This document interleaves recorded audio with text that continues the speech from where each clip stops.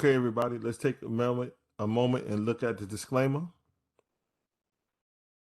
This content is for educational, informational, entertainment purposes only. Nothing should be taken as a recommendation to buy, sell, or hold any securities at any time.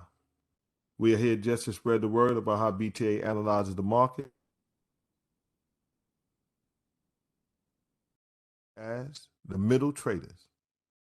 We are not going to get in the stock at the exact bottom, and we are not going to get out at the exact top, but we will make a lot of money in the middle. We are the stock market masters. And sometimes it seems as though we can see the future. Okay, we're gonna do, this is part 2.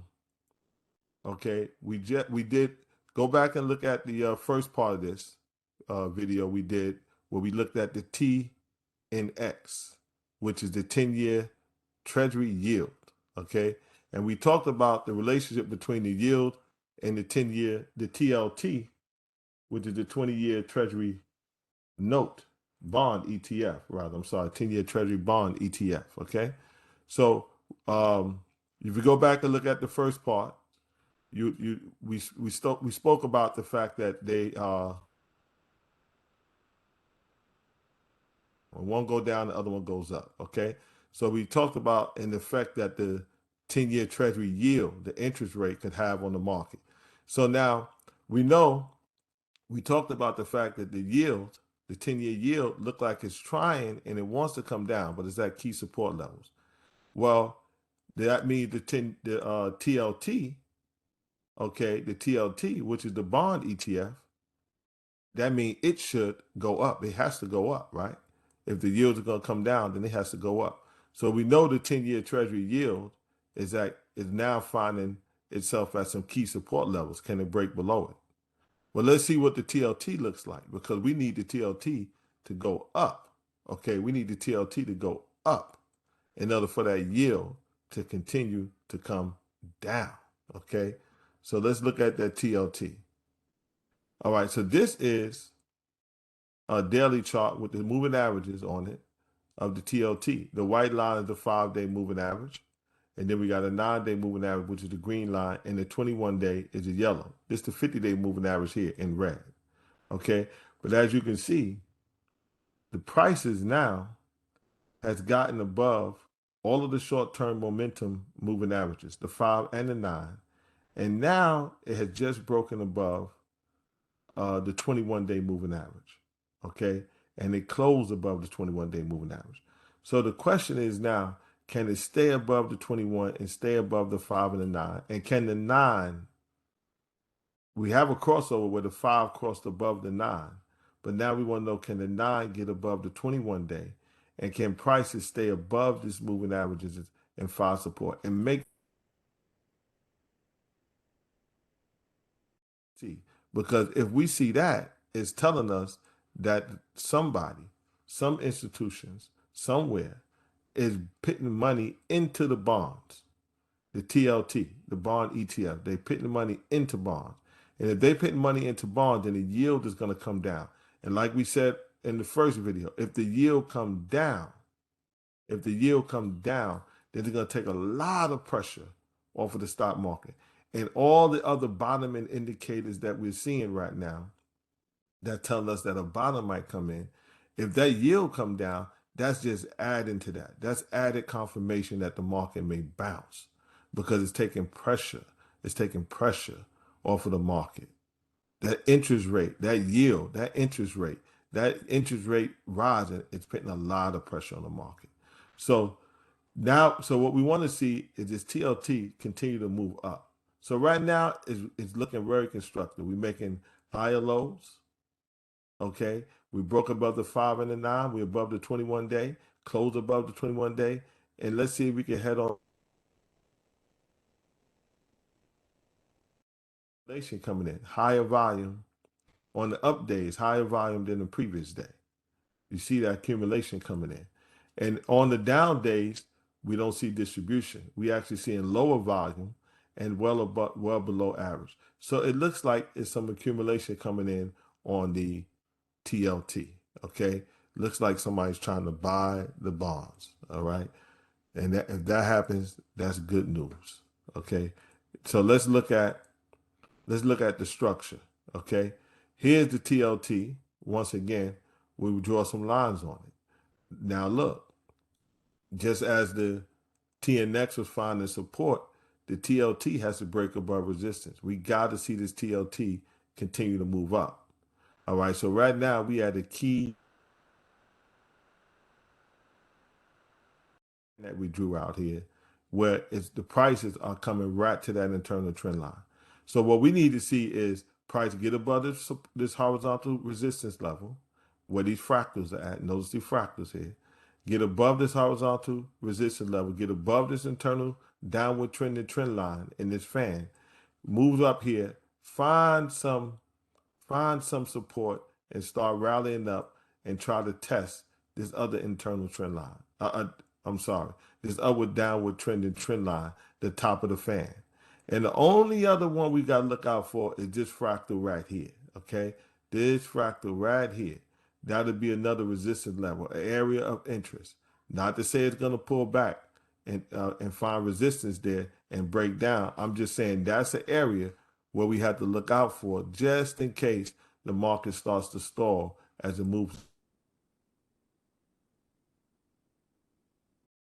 this level, break above this internal trend line, get up here and start making its way back up to the upper fan, the upper downward trending trend line, this upper trend line right here, okay? And get above this fractal. So that's what we're looking at as far as the structure on the chart here. So now let's look at the TLT, and now we have this green line is a line of closing prices. Okay, this is a line chart of closing prices, right? And as we can see, the closing prices are starting to break above its highs, right?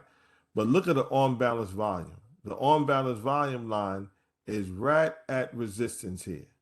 We need to see this on balance volume line get above this, okay? As price is breaking above its resistance.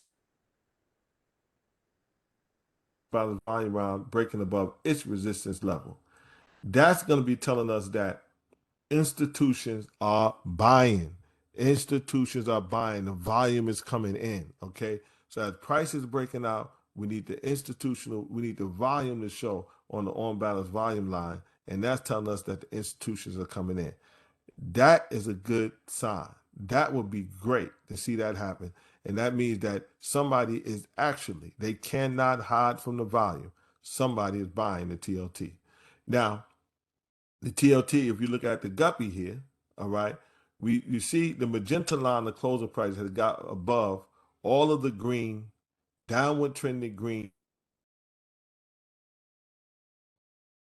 It's heading toward the longer term, okay, red longer term moving averages, where that can act as some resistance, as we see, because look, it's no doubt the TLT is in a downtrend and the yield is in the uptrend, right? That interest rates are going up. So every time it tried to break back above these longer term moving averages, it found resistance and fell apart. So we got to be aware of this, okay? We got to be aware of this. But the market may break out and go on a little tradable rally before it collapses again, okay?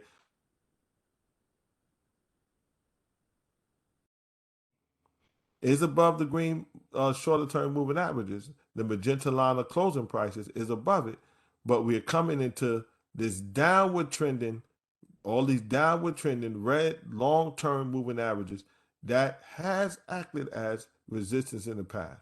So if we find resistance there and we break down, the yield is going to go up. More pressure on the stock market. More pressure on the stock market. Okay. So we got to be careful of that.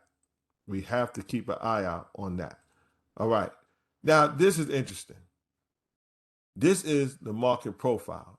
In other words, this is volume at a certain price level. Just think of it as that volume at a certain price level.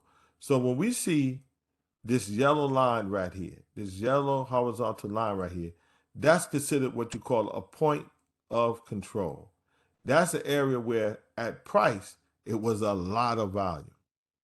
And when you break those areas of point of control, whether on the up or the downside, we normally go back to the next level over some time. Okay. If it'll go back, if the trend catches, rather, if the trend holds, it'll go back to the next level. Just like here, when it broke down here, you break to the downside, you go back to the next level of point of control. If you bounce and break back above it, you may go back to the next level of point of control. When you break down, you may go back down to the next level. You break down again, you're going down almost to the next level. You rally up, find resistance, break back down. So right now, you get the picture. So right now, we're breaking above this point of control. Okay, are we going to get into a good swing, a good uptrend, and try to make our way back up here? Well, that we'll have to see. But we are getting above this point of control. The first thing we need to see is if it comes back down, it could find some form of support here and continue to make higher lows. Notice the higher lows. Okay, so if we come back down, can we make another higher low, get back above it, and try to make our way up? Well, these are all the things that we want to look for with this TLT, because if it can rally, if it can make its way back up, then guess what? That yield is going to come down. That yield might see that bounce we'll be looking for. Now, this is the Ichimoku cloud on the TLT.